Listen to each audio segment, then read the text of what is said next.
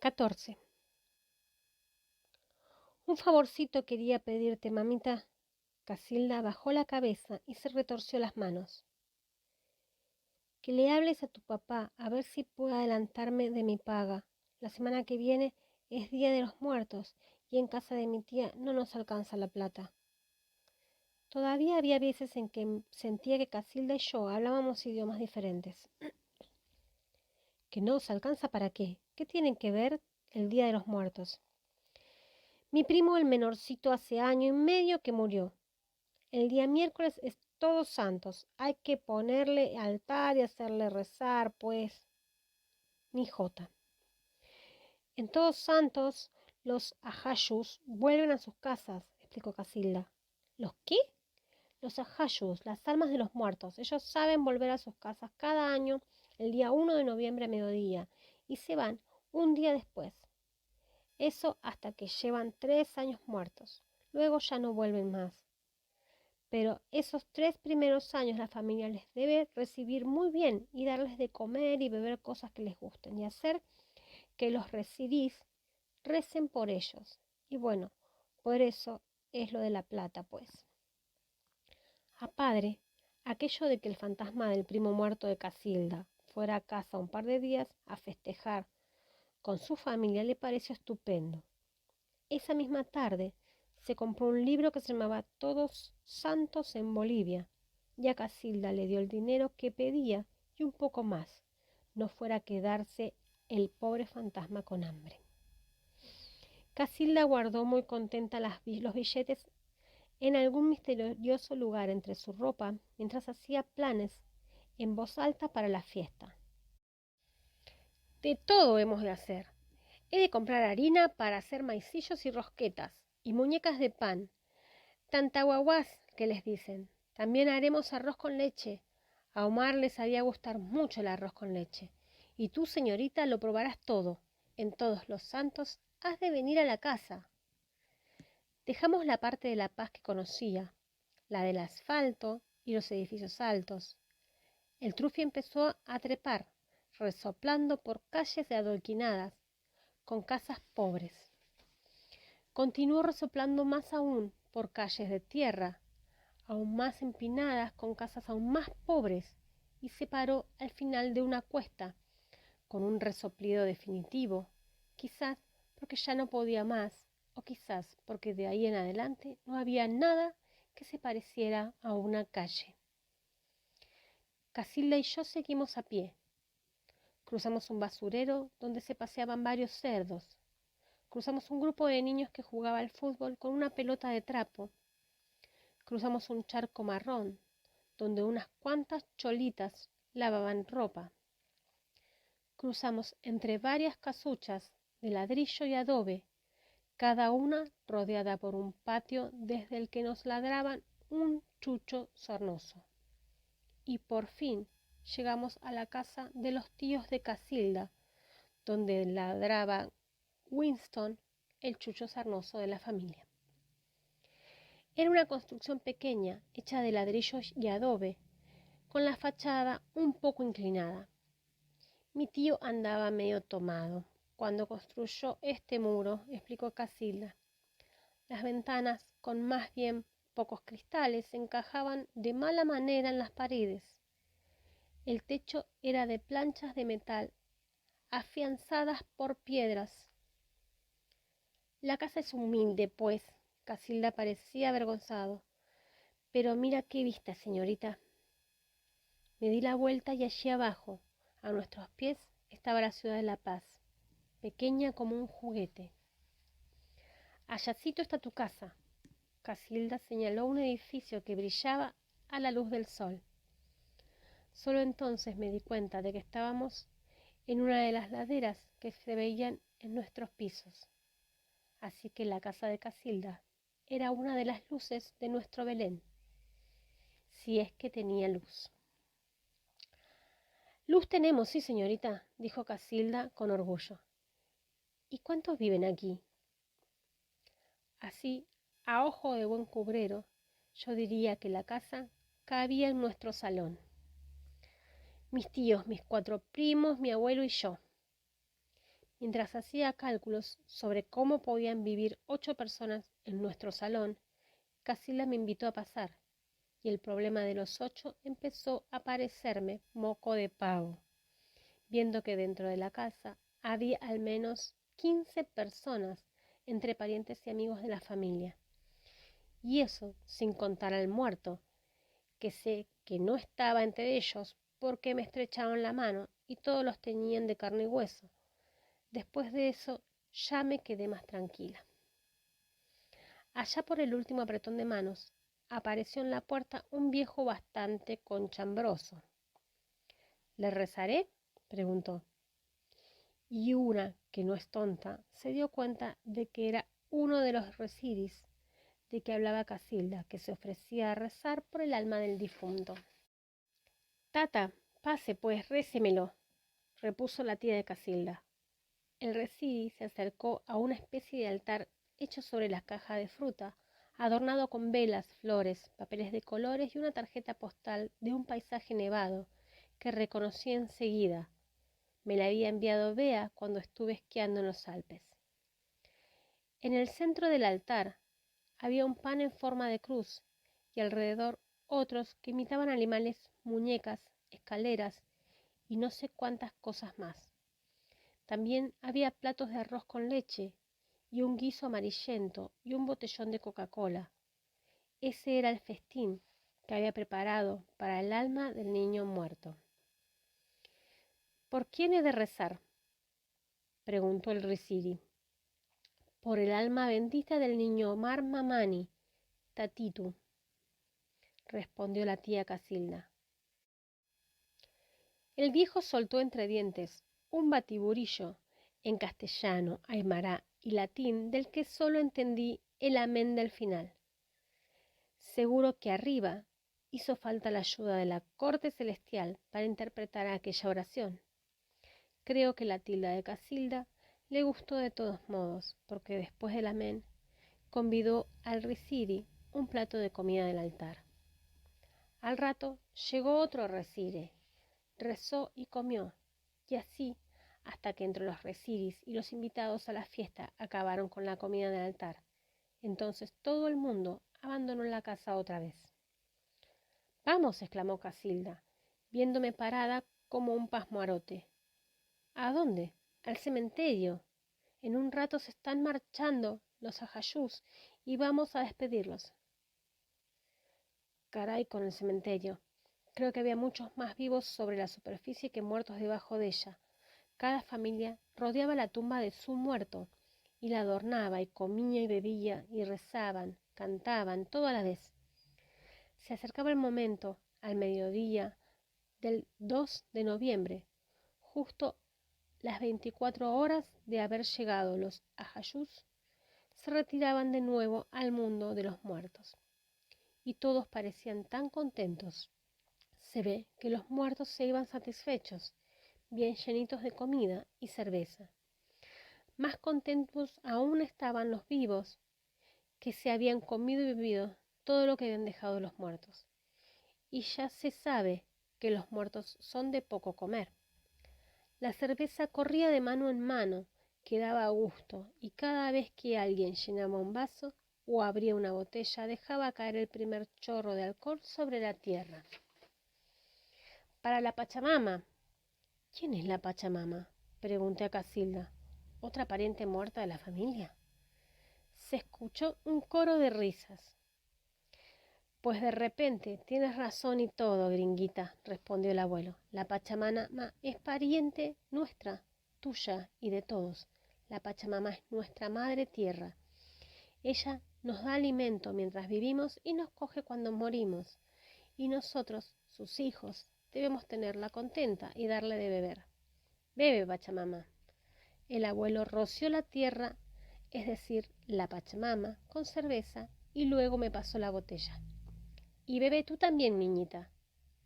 Yo no tenía costumbre de beber, y eso de hacerlo en un cementerio me sonaba a pecado, pero allí no valía decir que no. ¡Ey, salud, palomitay! En cuanto perdí de vista la botella, apareció otra. Linda la gringuita, rubia como la cerveza, Yo bebía un sorbito y reía sin saber por qué. Todo me hacía gracia, estaba a gusto, empezaba a pensar que eso de festejar hacia los muertos tenía más sentido que llorarlos. Sentía la cabeza algodonosa y las caras de los tíos, primos y abuelas de Casilda me desfilaban muy deprisa por delante. No te estarás emborrachando, me reñía mi parte sensata. Pero mi otra parte no tenía tiempo de contestar. Salud, bebe, gringuita. Algún familiar de Casilda me pasaba una nueva botella. No lo recuerdo muy bien y luego me dio vergüenza preguntárselo a Casilda, pero yo diría que acabé cantando algún pedacito de porompompero. Ahora me arde la cara con solo recordarlo, pero entonces me pareció muy natural y divertido. Y supongo que a los demás también les parecía natural y divertido beberse y comerse en un día el sueldo de un mes mientras se tambaleaban entre las tumbas. El abuelo de Casilda, que parecía tan respetable hacía un rato, ahora chillaba a la jayu del pobre Omar. Ah, bandido, bien flojo. Siempre supiste ser que hasta te moriste para no tener que trabajar. Ahora que te las pasas siempre ahí tumbado, por lo menos acordate de rezar por tu abuelo y por tu familia, que se ha gastado más plata de la que tiene para darte gusto. Omarcito, guardale un sitio ahí arriba al abuelo, que en cualquier día sube a verte, decía una chola de cara arrugada, y los ojos le desaparecían entre las arrugas de la risa. O mejor lánzale cuerda, para que suba antes de que el anchanchu le mande al infierno de un coletazo por maleante. A ti te ha de mandar india, que eres una india, gruñó el abuelo, que era más indio todavía. Y a continuación empezaron a lanzarse insultos en aymara. Mientras el tío de Casilda, tan callado de sobrio, gritaba y fanfarroneaba, dando patadas a las botellas vacías. Le he de matar algún día a ese cuará de mi patrón. Tendré mi propio trufi y pasaré con él sobre su panza. Un hombre molestaba a una mujer con groserías que solo entendía medias. Otra mujer reía a carcajadas de algo que solo ella sabía. A muchos la cerveza les había dado vuelta como un calcetín y los demás observaban tranquilos y divertidos, sin que nadie intentara parar sus patochadas o hacer que dejaran de beber. Sentí vergüenza por ellos y dejé de pasarlo bien. Salud, bebe pues, niñita. No, ya no más. Casilda, Casilda, por favor, acompáñame a coger un trufi. Quiero volver a casa. Cuando Casilda y yo salimos del cementerio, la cumbre del Illimani estaba tapada por las nubes. Me alegré de que no pudiera verme. Las dos caminábamos en silencio y todo el tiempo se me venía a la cabeza mi imagen ridícula cantando el porompompero. Quise espantarla, hablando de algo. ¿Tu primo, de qué murió? ¿El Omarcito? No sé qué dijeron los doctores que tenía en su barriga. ¿Qué cositas tenía? Le operamos, pues ellos siempre diciendo, pero mi tía no quería. ¿Por qué? Dice que a su comadre la operaron y aprovecharon para sacarle todito lo que tenía dentro y llenarla de algodón. Casilda, ¿y tú crees esa tontería? Así dice siempre mi tía, y yo no sé cómo haya sido. Casilda miró el suelo con expresión sumisa. Pero si tú dices que es una tontería, será pues tontería. Estaba segura de que Casilda seguía creyendo a pie juntillas aquella historia, pero no se atrevía a admitir que creía en algo que yo no creía. Prefería seguirme la corriente y que la dejara en paz en sus propias ideas. A mí, en cambio, me hubiera gustado que me llevara a la contraria, que discutiéramos, incluso que me acabara convenciendo de que la comadre de su tía estaba en efecto toda llenita de algodón. Mi tía lo llevó a un curandero, continuó Casilda, pero igual la guagua se fue yendo de a poquito. Los ojos de Casilda se ensombrecieron un momento, pero enseguida volvieron a sonreír. Espero que le haya gustado el arroz con leche. Bien glotón sabía ser el Omar. Padre me abrió la puerta. ¿Cómo te ha ido? No me quedé a contestar. Me lancé como el correcaminos al cuarto de baño y solo salí de ahí cuando me pareció que no me quedaba rastro de cerveza, ni por dentro ni por fuera. La idea de que padre me viera bolinga me daba tanta vergüenza como pensar en el pompero. Me senté en el sofá junto a Tijeras, muy derechita. Perfecto, estaba empezando el Belén. Me gustaba mucho compartir ese rato con él. Señalé la ladera. Ahí enfrente vive Casilda. Padre asintió distraídamente y se puso a leer Todos Santos en Bolivia. Me sentí como si me hubiera dado con una puerta en las narices. ¿Para qué tanta ducha y tanto refrotar los dientes? Tendría que haberme llegado a casa borracha como una cuba para que Tijeras se diera cuenta de algo y dejara sus libros por un rato. La verdad, ahora casi sentía que no haberlo hecho. ¿Sabes? Ahí arriba he bebido mucho. Mi voz agresiva me sobresaltó a mí misma. Había hablado sin pensar. A lo mejor era todavía la cerveza que ponía las palabras en mi lengua antes de mi cabeza. Padre cerró de golpe su libro sin acordarse de marcar la página. Ya era algo. Esas fiestas. Padre parecía apabullado. Debía haberlo supuesto. Tenía que haberte acompañado. ¿Para qué? En tu libro le dice todo sobre la celebración del Día de los Muertos. Nunca había sido tan sarcástica con padre. Me asusté a mí misma. ¿Qué te pasa, María? ¿Es que te he hecho algo? No, no me has hecho nada, nada de nada. Eso era lo peor. Ni siquiera me podía quejar de que padre, aunque buscara un motivo. Y eso me enfadaba todavía más contra él. Habría preferido que me gritara o me diera un sopapo. Mira que eres mema, María. Ni tú misma te entiendes. Crees que has crecido y sigues siendo una pipiola. Debe de ser cosa del alcohol. Menuda cosa rara el alcohol. Y ahora, ¿qué va a pasar, Tijeras? Ah, no, encima no llores. Si lloras, sí que te va a despreciar. Ni siquiera. Solo pensará la llorera. Esa es la última etapa de la borrachera. Eso es que ya se le está pasando. Así que me tragué una lágrima y me fui a dormir antes de que se me escapara otra. Caí en la cama como un saco de papas. No sé de qué variedad.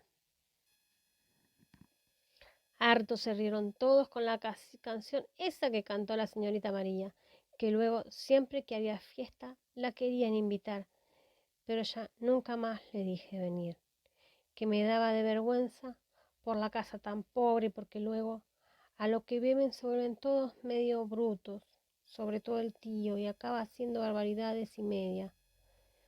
El día ese de Todos Santos tomó hartísimo el tío, porque el patrón recién le había puesto en la calle, así que yo ya sabía que a la noche nos tocaba golpiza a la tía y a mí, que al patrón pegarle no puede y por eso nos da de puñetes a nosotras.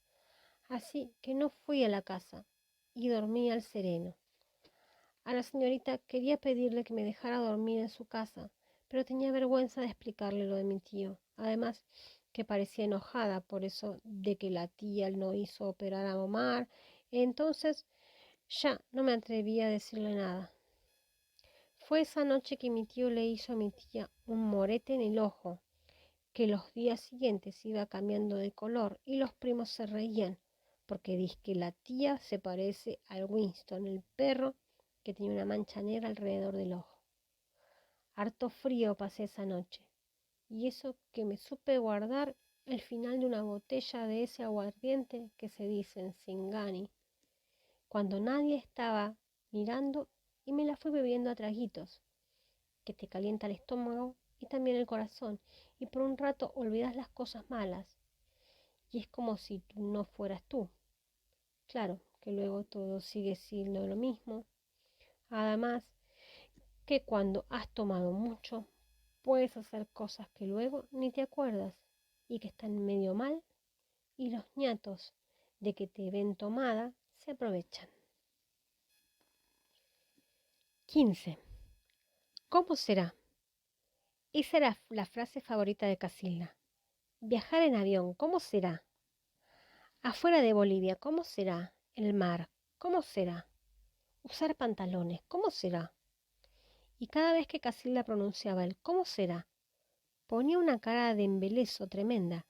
Casi me daba envidia porque me parecía que lo que ella me imaginaba sobre aquellas cosas tenían que ser mucho mejor que las cosas mismas. Aquel día, en el juego del cómo será, había tocado el turno a España. Entonces, ¿cómo está de lejos? ¿Como de aquí a mi pueblo? No, mucho más. ¿Como ir de aquí a mi pueblo cuántas veces? ¿Qué sé yo? 100, 200 veces. Los ojos de Casilda se abrieron que parecía que se le iban a caer mientras intentaba imaginarse esa cantidad de kilómetros, uno detrás del otro, hasta que se rendía y cambiaba el tema. Dizque hay un tren que camina por debajo de la tierra. ¿Saben tener de ese tren en España? Sí, en Madrid, donde yo vivo, lo hay. Se llama metro. ¿Metro? Casilda paladeaba la palabra, hechizada. ¿Y en ese tren se puede venir desde España? No, solo hace trayectos cortos dentro de la ciudad. Ah, Casilda parecía desilusionada, como si de pronto encontrara que la técnica que momentos antes le habían dejado boquiabierta se le quedaba corta. Pero mira, voy a enseñarte un mapa del mundo para que veas dónde está España y Bolivia. Abrí un atlas por una doble página donde aparecía el mapa mundi. Esto rosa de aquí es Bolivia. Indiqué el país con el dedo. ¿Tan chiquita? Casilda parecía decepcionada. Pues vas a ver España, mucho más chiquita todavía. Señalé España y Casilda se echó a reír. Pues si apenas se ve. Ofendida en mi orgullo patriótico, decidí cambiar de tema. Todo esto que se ve azul es agua. Señalé los océanos. Será el lago Titicaca, ¿no ve? No. Ahora me tocó a mí el turno de reír. Esos son mares y océanos. El lago Titicaca debe de estar por aquí. Recogí el mapa de Bolivia y con el dedo hasta encontrar una manchita azul. Ese es. No puede ser, afirmó tajantemente Casilda, pero enseguida se echó atrás avergonzado. Quiero decir que yo estuve una vez con mi mamá y era enorme, que no se le veía el fin. Bueno, mujer, pero esto está a escala. Si lo comparas con un océano, el Titicaca es solo un charquito. Si lo comparas con el mundo, Bolivia es solo un trocito de tierra. ¿Y entonces qué es todo lo demás? Casilda señaló vagamente el mapa. Pues son otros países y otros continentes. ¿Dónde viven los gringos?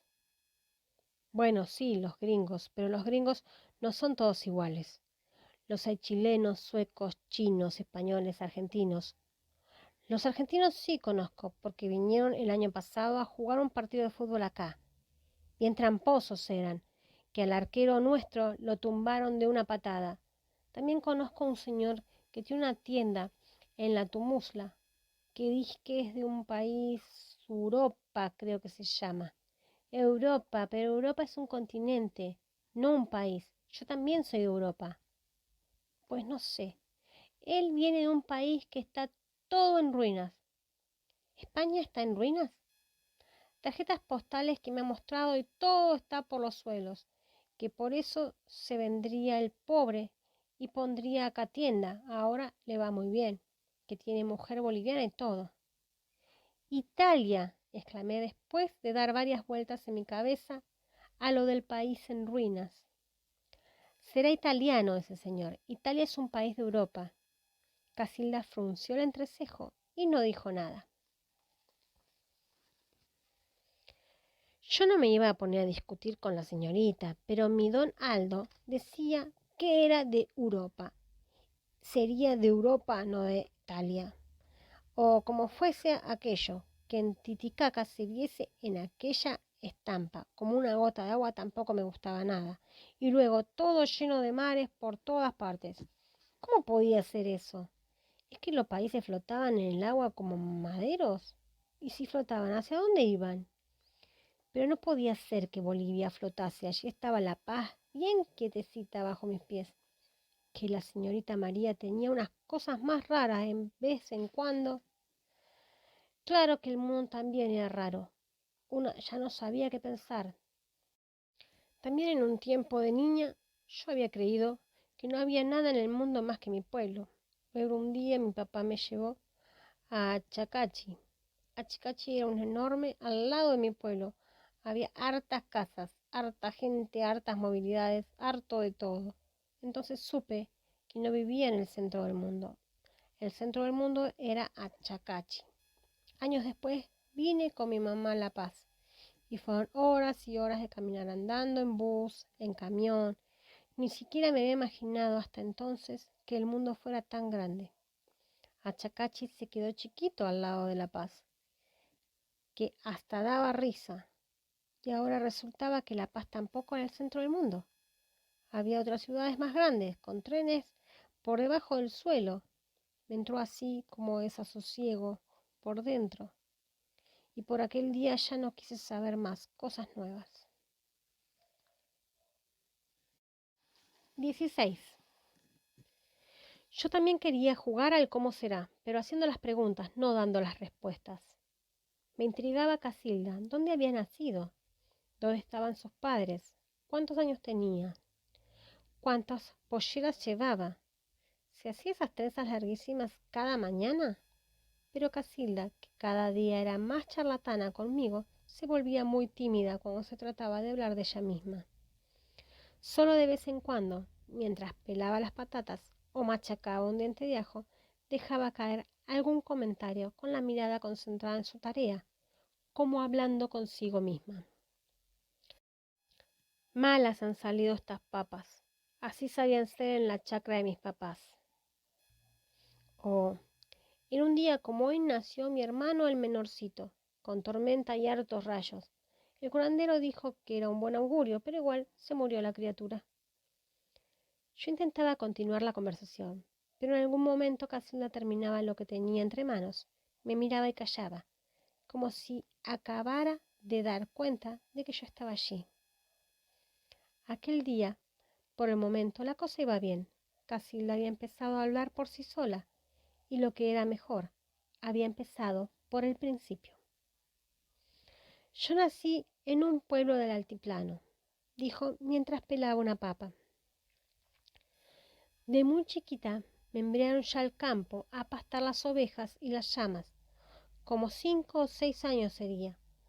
Salía bien temprano, cuando aún habían estrellas en el cielo, con mis habitas secas o mi chuño para almorzar, y no volvía hasta que se hacía de noche. ¿Y estaba sola todo el día? Casi siempre, sí, jugaba yo sola, o me cantaban canciones y metía a mi aguayo una piedrita alargada y me la echaba en la espalda como si cargara una guagua. Guagua, guagua es un bebé, aclaró, mientras lavaba la papa pelada al grifo, y supe que había dado por terminada la conversación. Le tendí otra papa sin pensar, como quien echa combustible a una máquina que se ha parado. Funcionó. Casilda se concentró en pelarla y siguió hablando, donde lo había dejado, sin mirarme. Parecía que fuera leyendo su propia historia bajo la piel de la papa. Sí, yo jugaba a que llevaba una guagua en la espalda, pero pronto la cargué de verdad, y eso ya no tuvo tanto chiste. Me hacían llevar a mi hermanito Moisés, y bien pesados que era. Mi mamá no lo podía cuidar, porque tenía harta faena, y ayudaba a mi papá en el campo. Se ocupaban del resto del ganado, lavaban, cocinaban, tejían, cuidaban a los demás hermanos, más que el papá trabajaba. Casilda había acabado con otra papa y de nuevo me miraba sin hablar. Inmediatamente le tendí un puñado más. El método volvió a funcionar. Pastear al ganado, como yo hacía entonces, no era pues cansador. A mí me gustaban las ovejas y las llamas, y a todas las conocías por sus nombres y sabía cuándo estaban contentas y cuándo estaban tristes. Y ellas también sabían todo de mí, porque son como personas humanas, y cuando te miran parece que te conversan, que solo hablar les falta. Solo era feo cuando llegaba el zorro y quería comer a las ovejas. Me recuerdo la primera vez que vino.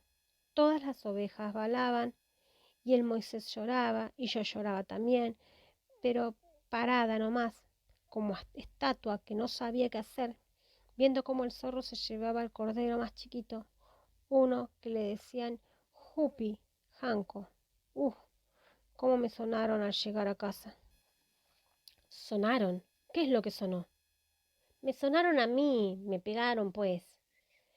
Casilda suspiró entre dos papas y luego volvió al trabajo.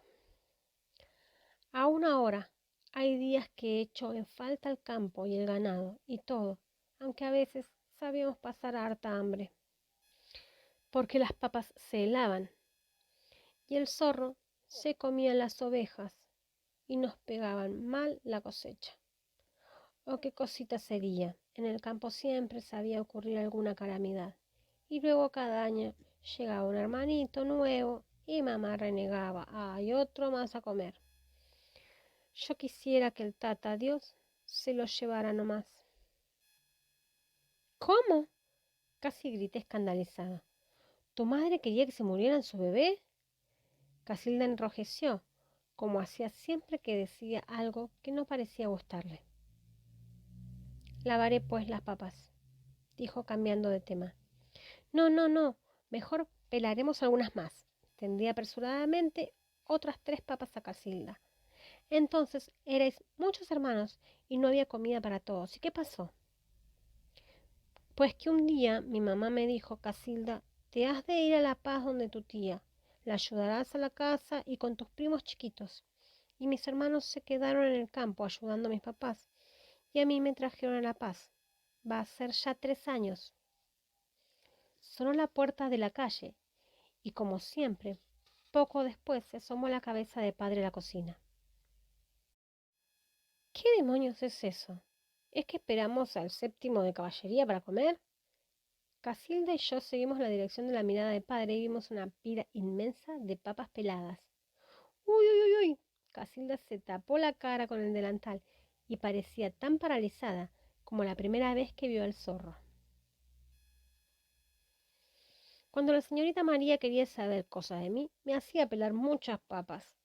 No sé por qué, como si las papas sirvieran para jalarle a uno de la lengua. A lo mejor es que en España las usan para eso. Yo, por no decepcionarla, pelaba y hablaba, y me empezó a gustar contarle de mi vida a la señorita, porque todo parecía que le interesaba y nunca se burlaba. Eso sí, a veces me miraba como un bicho raro y como que se enfadaba. Por eso había cosas que no le contaba, porque sabía que no le iban a gustar. Por ejemplo, seguro que se enfadaba si le cuento que mi hermano, el menorcito, al final se murió y que ninguno de nosotros lloró ni nada, que casi un alivio fue. 17. Las papas no son lo que parecen.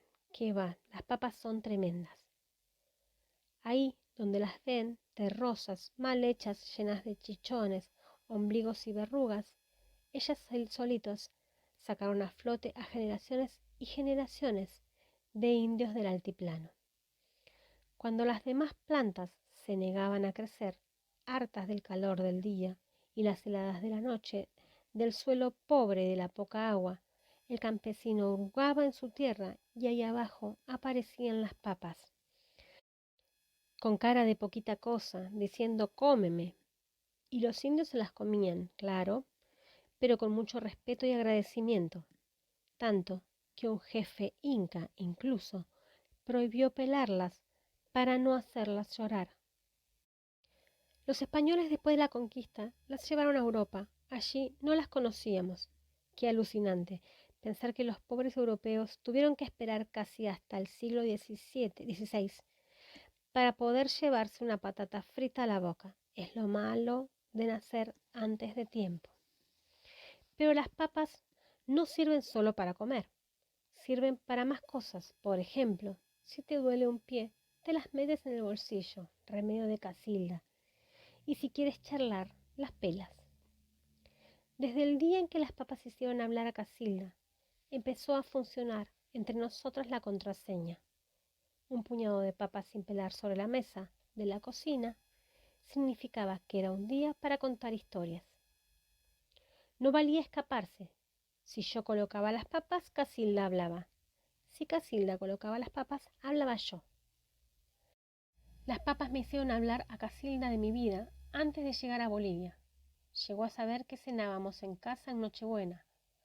La cara que ponía tía Leonor cuando padre usaba una camiseta de Michael Jackson. ¿Quién era Michael Jackson?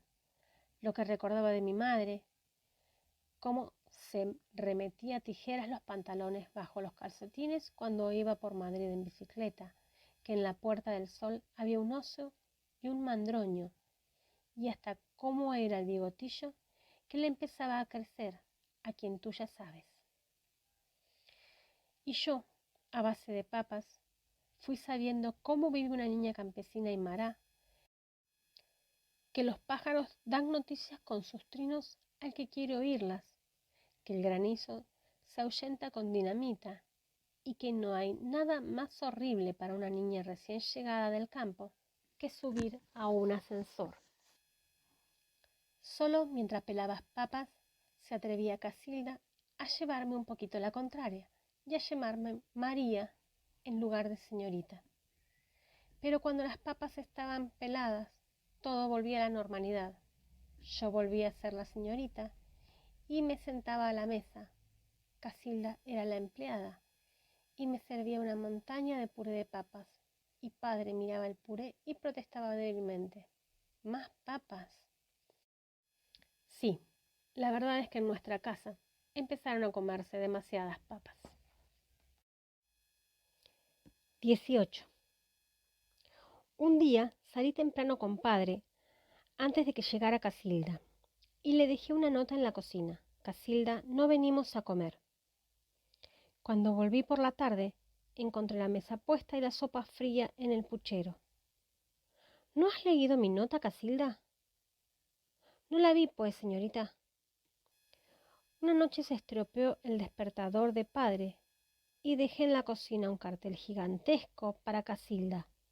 Casilda, despierta, padre, en cuanto llegues. Padre durmió de un tirón hasta las 9:30 sin que nadie lo molestara. Casilda, no me dirás que no has visto el cartel, me enfadé. Casilda no respondió y de pronto tuve una sospecha. Casilda, ¿tú sabes leer? Y según Casilda retorció su delantal con las manos. Algunas letras sé leer y otras no.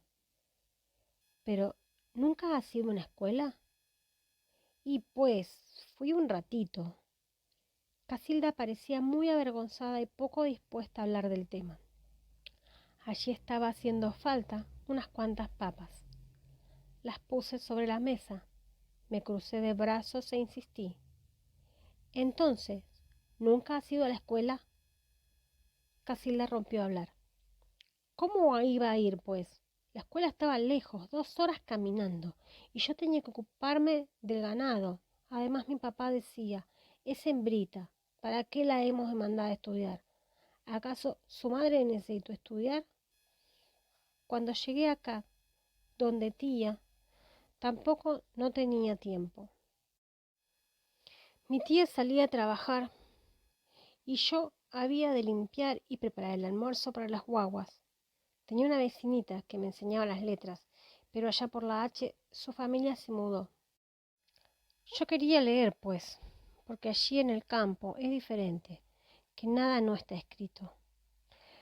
Pero en la ciudad, por todas partes hay letras y números y carteles que dicen cosas que una tiene que saber, pues y cuando fui a trabajar en mi primera casa era un edificio alto como este, piso 10, ya nunca no me olvido. Entré en el ascensor y había un tablero lleno de botones, con números escritos, y se cerró la puerta, y yo no sabía cuál era el 10.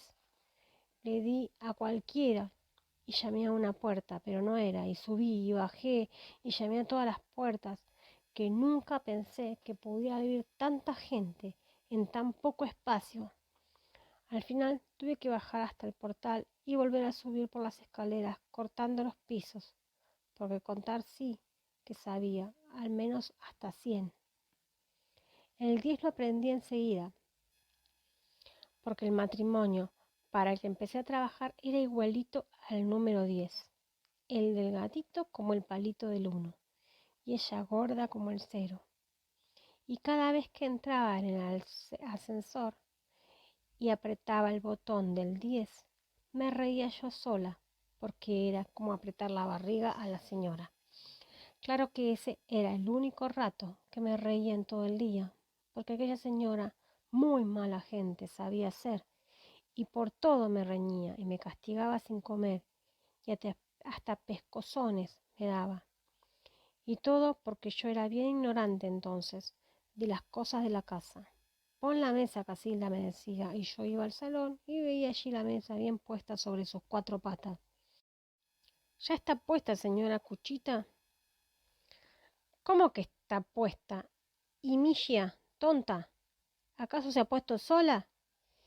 Y es que yo no sabía lo que era poner la mesa, porque en casa siempre comíamos en cuclillas, sujetando los platos, y no sabíamos de manteles, ni de cubiertos, ni nada. También se enfadaba la señora porque yo no sabía cocinar la carne y el pescado. ¿Y cómo habría de saber si en casa no comíamos más que papa, arroz y sopitas? Ni las camas al principio sabía hacer porque no había visto antes sábanas. Y el señor se enfadaba porque en la noche se le salían los pies por debajo y dije que se acatarraba. La señora aquella del cerro solo comida y cama me daba y decía que aún debía dar gracias por todo lo que me estaba enseñando. Y yo no sabía bien si me engañaba o a lo mejor tenía razón. Casi 2 años estuve en la casa y cuando salí había aprendido harto. Sabía hacer todas las cosas de la casa y también sabía leer los números, que ya nunca tuve que sentir vergüenza al subir a un ascensor. La señorita María empezó a enseñar un rato cada tarde las letras a partir de la H y a leer y a escribir algo. Yo me sentía bien sonsa, que todo me lo tenía que repetir muchas veces hasta que se ponía a dar golpecitos con el pie en la silla y yo me volvía más sonsa todavía. Claro que ella tampoco era muy buena hablando aymara. De todo lo que le enseñé, solo le quedó con la palabra achachi, que quiere decir viejo en aymara. Llamaba a su papá Achachi Tijeras y se doblaba de la risa.